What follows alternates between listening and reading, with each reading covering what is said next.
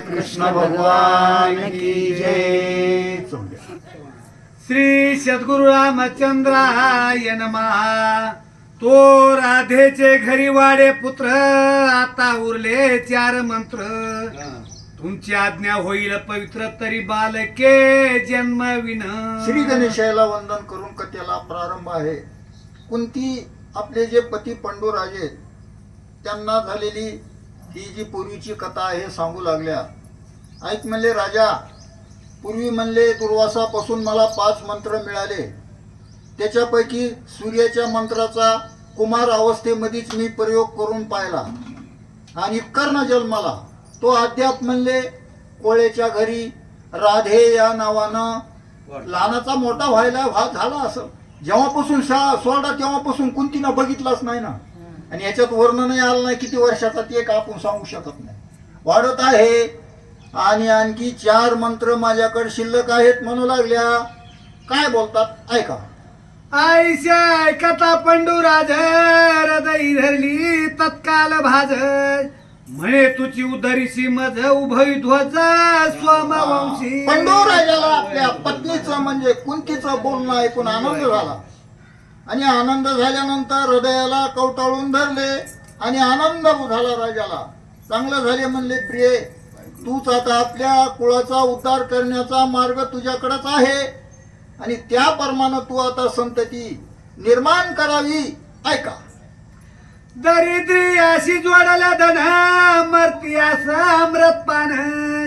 की जन्मदासी आले नाही ना पैसा पंडू संतोष. अहो कुंतीचं म्हणणं ऐकलं माझ्याकडे महाराज 4 मंत्र आणखी मालक शिल्लक आहेत. हे ऐकून राजाला किती आनंद झाला. आता मलाही टेकला आणि त्याला अमृत मिळावं, किंवा खूप दिवसाचा उपाशी आहे त्याला मिष्टान्न मिळावं, किंवा त्या ठिकाणी एखादा अंध आणि त्याला त्या ठिकाणी दृष्टी मिळावी. किती आनंद होईल कल्पनेच्या पुढे. एवढा पंडू राजाला आनंद झाला. त्राशा क्रांता स्वाडिता प्राण, मुखे घाली जय शीतल जीवन.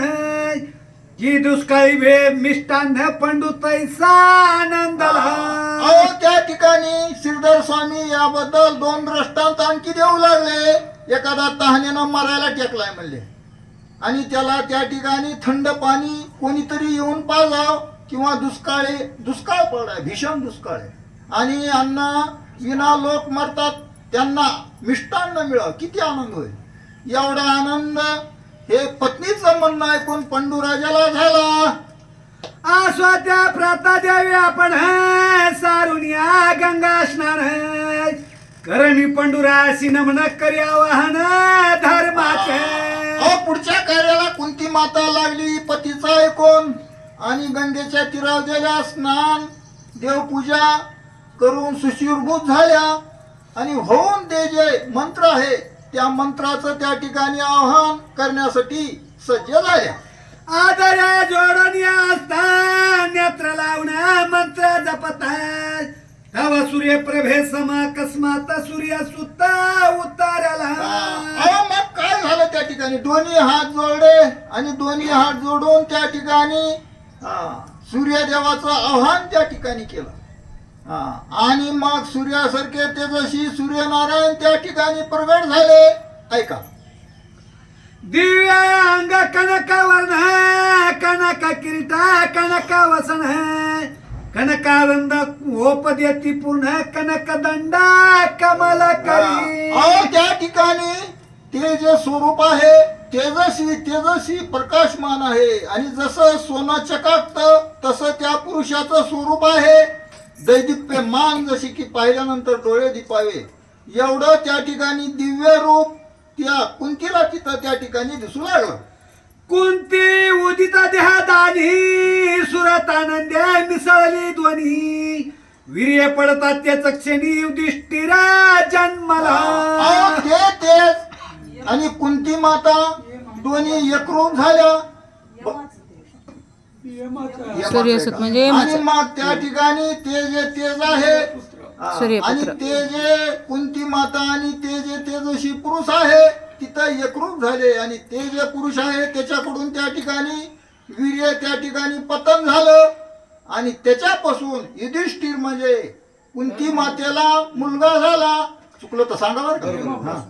देवा वाणी निगार जाता सार्वभौम हा होईल सत्य पुण्य सोलक दयावंत धर्मपुत्र धर्मात्मा. जन्मजय राजाला वैशंपायन ऋषी सांगू लागले. आपल्याला श्रीधर स्वामी सांगायले. काय झालं म्हणले? ते यम राजा आले आणि यमापासून म्हणले कुंती मातेला एक मुलगा सुंदर असा सुलक्षण तेजस्वी त्या ठिकाणी जन्मला आणि त्याचं त्या ठिकाणी भाकीत पुढे काय? हा म्हणले त्या ठिकाणी धर्मपरायण होईल, दानशूर होईल, सार्वभौम राजा होईल, असा युद्ध त्या ठिकाणी सर्व नीती न्याय त्या ठिकाणी निपुण होईल. ऐका पुढे. गांधारी गर्भवती असता वर्ष एका पूर्ण भरताय धर्म जन्मला तत्वता कोणती उदारी अगोदर. पुढे काय झालं त्या ठिकाणी? इकडं हस्तिनापुरामध्ये ही जी धृतराष्ट्राची पत्नी आहे गांधारी ही बी गर्भवती तिकडं आणि तिचं 1 वर्ष झालेलं आहे.